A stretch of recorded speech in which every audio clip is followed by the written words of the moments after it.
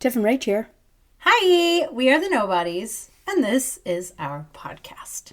Welcome to day 276 in the Anatomy Trains Time Warp. We are officially yesterday was what? Day 15 of training? Something like that. Something. We're good at numbers and chronology. You're welcome. And So we're going to be sharing about our dive into the deep front line of fascia. We're first going to talk you through what is comprised of the deep line, and then we will go into what part of it we covered yesterday. Rach, you want to start us from the foot? yes, so the deep front line actually starts in the bottom of your foot, where your deep posterior compartment. So there's what you know as like your calf muscles, and then Or baby cow. Yes. And then your shin bone. Beneath those two bones, and actually it's not even really beneath them, it's actually in between them. It's in the intertweens. It's in the interosseous part of between the bones. Which means in between bone. Yes. There's a place where there's three muscles and their fascial continuities. And we call them Tom, Dick, and Harry. Because their names are, and it has nothing to do with Tom Myers. It's the muscle that bends your big toe, the muscle that bends the rest of your toes, and then the muscle called tibialis posterior, which is the bane of many people's existence because it is a very important muscle in our capacity to propel ourselves, to gain fascial recoil. So then that, where we access that is if you go and put your foot onto your knee when you're seated, and you just take your thumbs and you go up from the inside ankle bone just behind it. You can press very, very gently, and it generally feels in a type of way that no one wants to feel.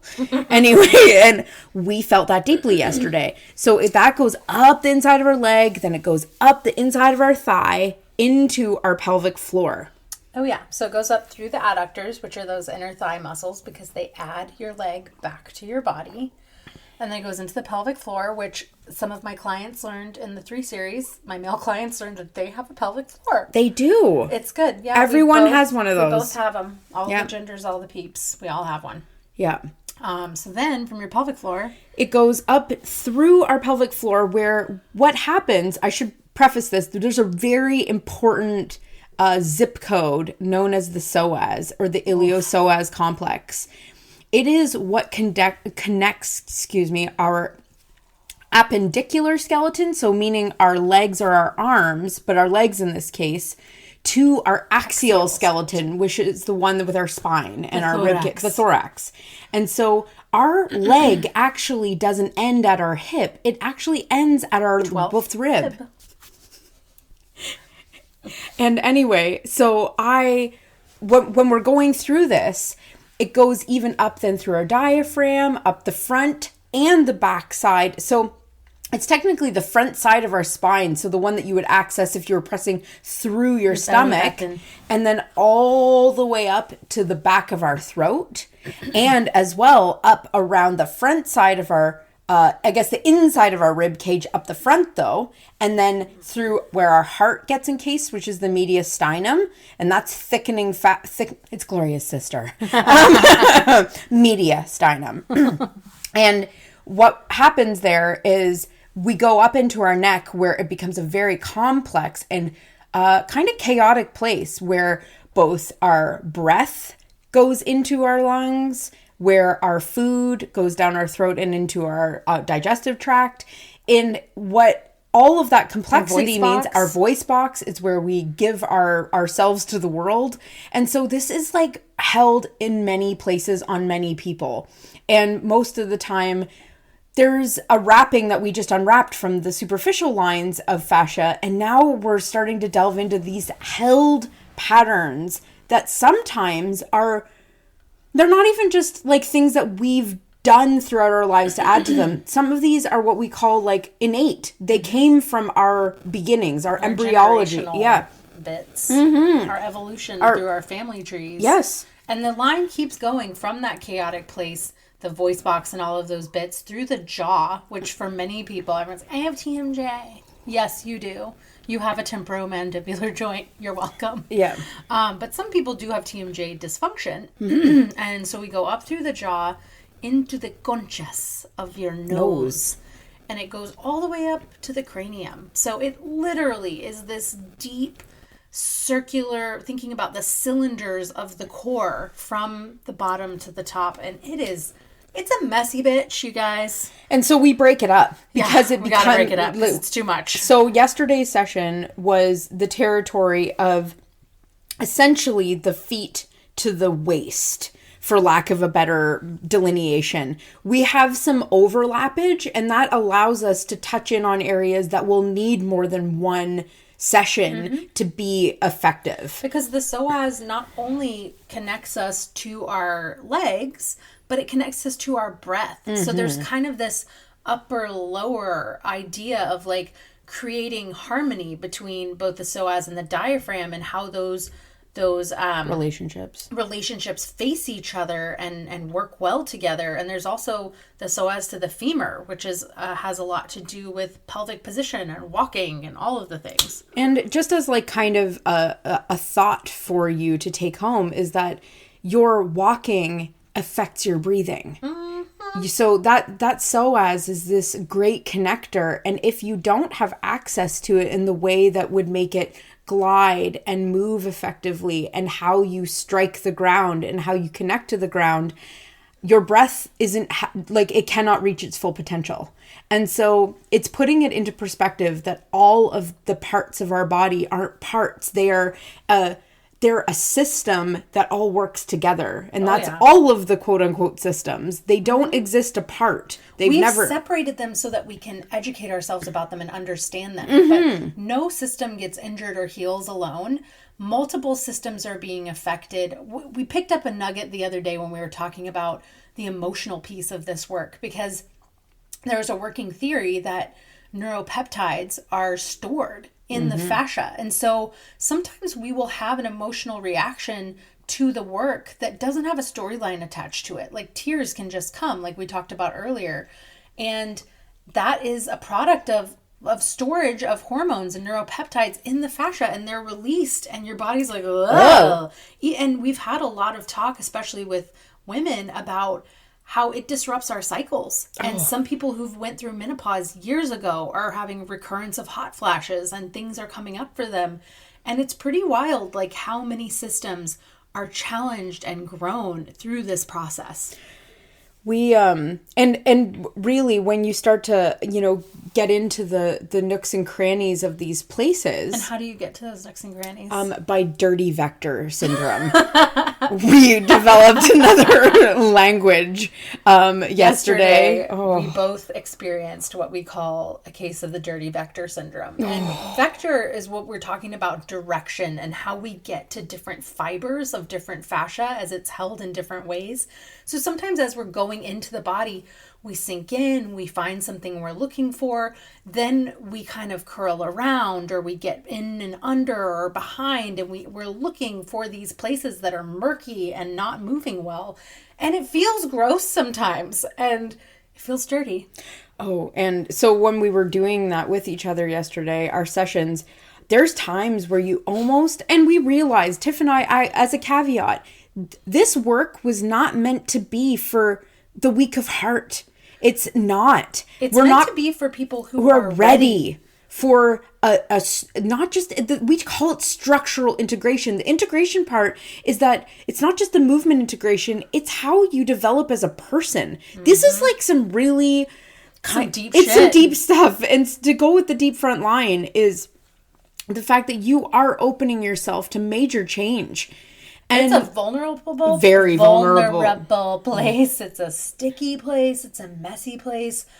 Yesterday, the number and level of sounds and breaths coming from our table, it was a cacophony. Although I had a very strange reaction to my left side of my body, which brought me back to my first 12 series. She was in Tippletown. I was laughing uncontrollably, even though it was like a type of laughter that was not associated with pain. I couldn't stop myself from laughing. I had tears rolling down my face when she was working up my left adductors.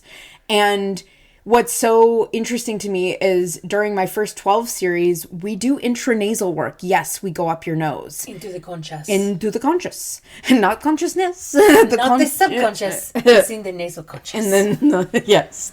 So I had a reaction up my left nostril where I laughed uncontrollably. And didn't happen up my right. It also, once again, had no story attached to it. I had no story attached to why I was laughing. It felt ticklish, but it was almost like a misrepresentation of what I was feeling. Yeah. Because it was overwhelmingly sensationful.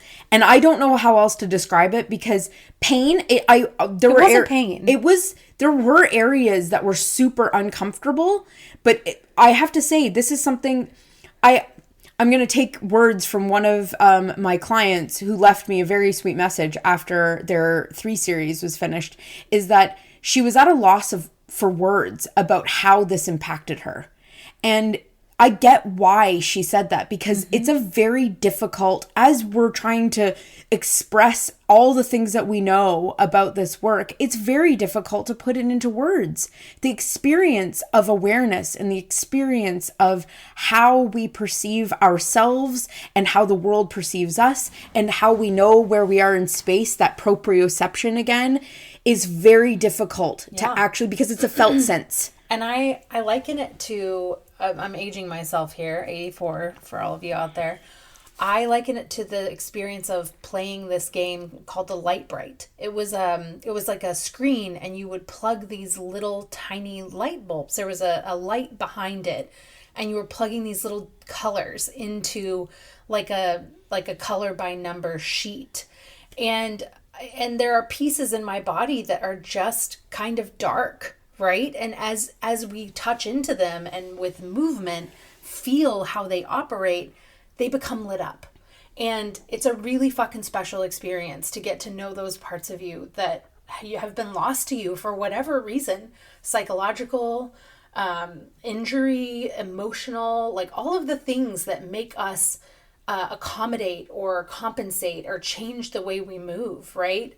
And it's, I don't know, yesterday I had this expansion in my pelvic floor that I've never experienced, and this ability to move my pelvis that is new. And I thought that I was going to have a really big emotional, like not negative, but like a tearful response to that. And it was actually very joyful. It was this sense of freedom and opening and curiosity and playfulness that was just really fucking nice.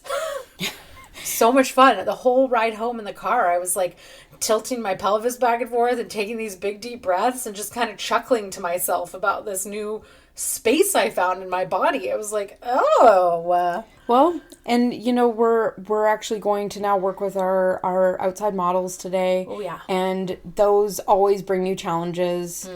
My person has lots of different things going on that I'm going to have to like approach with, not that we don't approach everything with sensitivity, but even more sensitivity, because your body is at odds with itself. It is. It's very much so with her. Yeah.